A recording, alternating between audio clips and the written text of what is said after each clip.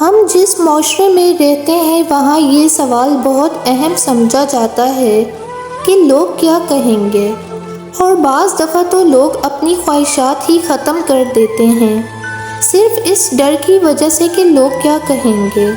مصلحتیں خوشیوں کو نگل لیتی ہیں اور مجبوریاں بالوں میں سفیدی لے آتی ہیں۔ ایک عمر گزار کے بھی لوگوں کو کچھ نہیں ملتا۔ جان لو آزمائشیں وقتی ہوتی ہیں۔ جتنی جلدی آزمائش سے مایوس ہونے کی بجائے رب سے لو لگا لی تو نہ اتنی جلدی آزمائش سے دستبردار بھی ہو جاؤ گے۔ ایک بات ہمیشہ یاد رکھو، ہزاروں مسائل کا ایک حل وہ ہے توکل۔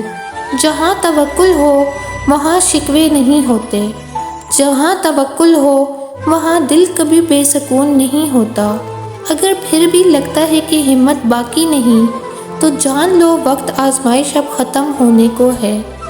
جب ایک انسان کے اندر ایمان ہوتا ہے تو اس کو برائیاں بھی بہت کھلنے لگتی ہیں، چاہے وہ اپنی ذات کے اندر ہوں چاہے وہ کسی اور کے اندر ہوں۔ وہ پھر چین سے نہیں بیٹھ سکتا، وہ آرام اور سکون کی نیند سے نہیں سو سکتا کہ لوگ اللہ کی نافرمانیوں کے کام کر رہے ہوں اور وہ آرام سے اپنی زندگی میں مشغول ہو یا دنیا سے لطف اندوز ہو رہا ہو، کیونکہ مومن کے لیے لطف اندوز ہونے کی جگہ اور آرام جگہ تو جنت ہی ہے۔ ایک ہوتا ہے اللہ کے خوف میں جینا اور ایک ہوتا ہے دنیا کے خوف میں جینا۔ یہ دونوں کیفیات بالکل مختلف کیفیات ہوتی ہیں۔ اللہ کی محبت سے دل نرم ہوتے ہیں اور دنیا کی محبت سے دل سخت ہو جاتے ہیں۔ اللہ کا خوف بندوں کے حقوق ادا کرنا سکھاتا ہے، لیکن دنیا کا خوف بندوں کو محض وقتی طور پر اور محدود پیمانے پر کام کرنا سکھاتا ہے، بندوں کے اندر منافقت پیدا کرتا ہے۔ اگر اللہ راضی ہے اور ساری دنیا بھی ناراض ہو تو کوئی نقصان نہیں دے سکتا، اور اگر اللہ ناراض ہے اور سب بندے ہمارے لیے تالیاں بھی بجائیں اور ہماری تعریفیں بھی کریں تو اس سے کوئی فائدہ ہونے والا نہیں ہے۔ ایسا انسان آخر کار خسارے میں ہی ہے۔ یاد رکھیے، اللہ سبحانہ و تعالیٰ کو اپنی حمد اور تعریف بہت پسند ہے۔ وہ پسند کرتا ہے کہ بندے اس کی تعریف کریں، اور وہی تعریف کے لائق ہے۔ اس سے بڑھ کر کوئی اور تعریف کے لائق نہیں۔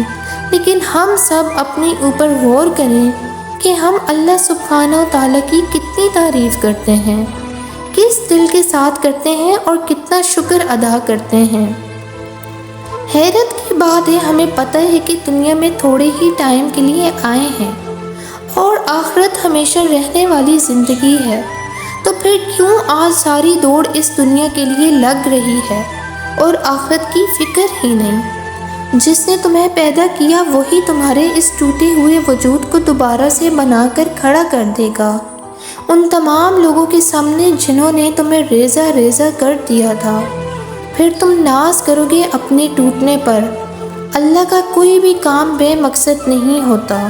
جب ہمت ہارنے لگو تو بس دل کو اتنا سمجھانا کہ جو ہو رہا ہے اس میں اللہ کی رضا ہے، اور جو ہوگا اس میں بھی اللہ کی رضا ہوگی۔ پتہ ہے ہم بے سکون کب ہوتے ہیں؟ جب ہم اللہ پہ اس طرح سے یقین نہیں رکھتے جیسے رکھنا چاہیے۔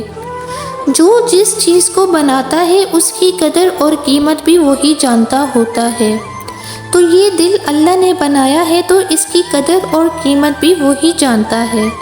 لہٰذا لوگوں کے پیچھے بھاگ کر اپنے اس قیمتی دل کو بے قیمت مت کیا کریں۔ تم اس سے تعلق بنائے رکھو، وہ تمہیں کبھی گرنے نہیں دے گا، کیونکہ وہ جانتا ہے تم اپنے اندر ہی اندر کتنی جنگیں لڑ رہے ہو۔ وہ تمہاری ہر چھوٹی چھوٹی سے تکلیف سے بھی واقف ہے، جو تم نے اس کے علاوہ کبھی کسی کو نہیں بتائیں۔ ہم شکوک کی دنیا میں رہتے ہیں، کیا کیوں کیسے کی دنیا میں، لیکن اللہ کے دوست یقین کی دنیا میں رہتے ہیں۔ وہ کیا کیوں کیسے کو نہیں جانتے، وہ اللہ کی مانتے ہیں تو اللہ بھی ان کا مان رکھتا ہے، اللہ ان کی مانتا ہے۔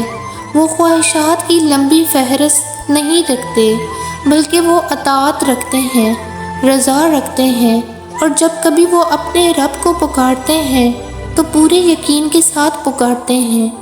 ہر وقت مضبوط بنے رہنے کی کوشش دل کو اندر سے کھوکھلا کر دیتی ہے۔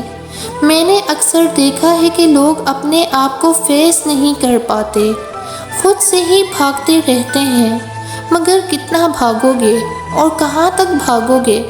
آخر میں تھک ہی جاؤ گے، تب سمجھ نہیں آئے گا کہ تم کس چیز سے بھاگ رہے ہو۔ ایسا لگے گا سب کچھ ٹھیک ہے اور دوسرے پل میں سب بکھر سا جائے گا، کیونکہ تم نے خود سے ہی جنگ لگا رکھی ہے، دل و دماغ کی جنگ۔ اپنی غلطیوں اور اپنی خامیوں کو قبول نہیں کر رہے ہو۔ خود سے کہنا سیکھو کہ ہاں میں یہاں غلط ہوں، میں نے یہاں غلطی کی۔ ضروری نہیں ہے کہ آپ ہر وقت مضبوط بنے رہیں، کبھی کبھی رو لینا بھی اچھا ہوتا ہے، ہاں مگر لوگوں کے سامنے نہیں، صرف اللہ تعالیٰ کے سامنے۔ دنیا کی رنگ رلیوں میں کھو کر ہم نے اپنے دل کا سکون ہی برباد کر لیا ہے۔ اللہ نے ہمیں دنیا میں کس لیے بھیجا آج ہم وہ بھول چکے ہیں۔ ہمیں لگتا ہے ہم اس دنیا میں اچھا نام، بڑا سا اسٹیٹس، بڑی گاڑی، خوبصورت سا بنگلہ، بیوی بچے، بڑے عہدے، ان سب کے لیے اللہ نے ہمیں پیدا فرمایا ہے۔ تو سب سے بڑی غلطی یہی ہے کہ ہم اپنے مقصد کو بھلا کر ان چیزوں میں کھو گئے ہیں۔ یہ چیزیں بے شک ہمارے لیے ضروری ہیں، مگر ضرورت کی حد تک۔ ہم دیکھتے ہیں کشتی جب تک پانی کے اوپر چل رہی ہوتی ہے وہ بالکل صحیح چلتی ہے، لیکن جب پانی کشتی کے اندر آ جاتا ہے تو کشتی کو ڈبو دیتا ہے۔ اسی طریقے سے جب ہمارے اندر دنیاوی چیزوں کی محبت حد سے زیادہ اتر جائے تو ہماری زندگی تلخ ہو جاتی ہے۔ ہمارا دنیا میں آنے کا مقصد اللہ کو راضی کرنے کا ہے۔ اس دل میں اللہ کی محبت کو لے کر آئیں، اسی کو راضی کرنا اپنا مقصد بنائیں۔ آج ہم نے سب کچھ اس دنیا کو ہی سمجھ لیا ہے اور اس دنیا کو جنت بنانے کے پیچھے لگے ہوئے ہیں۔ ہر کوئی چاہتا ہے کہ یہاں میری ہر خواہش پوری ہو، جبکہ ایسا ممکن ہی نہیں، کیونکہ بنانے والے نے ہی اس دنیا کو دھوکے کا گھر کہا ہے۔ پھر کیوں آج ہم اس دھوکے کے چکر میں آ کر اللہ کے حکموں کو توڑ رہے ہیں؟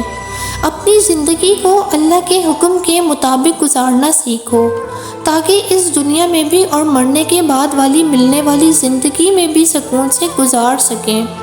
یقین مانو نافرمانی والی زندگی میں کوئی سکون نہیں۔ اپنے آپ کو اللہ کے حکموں کا پابند بنا لو، تاکہ دونوں جہاں میں فلاح پا سکو۔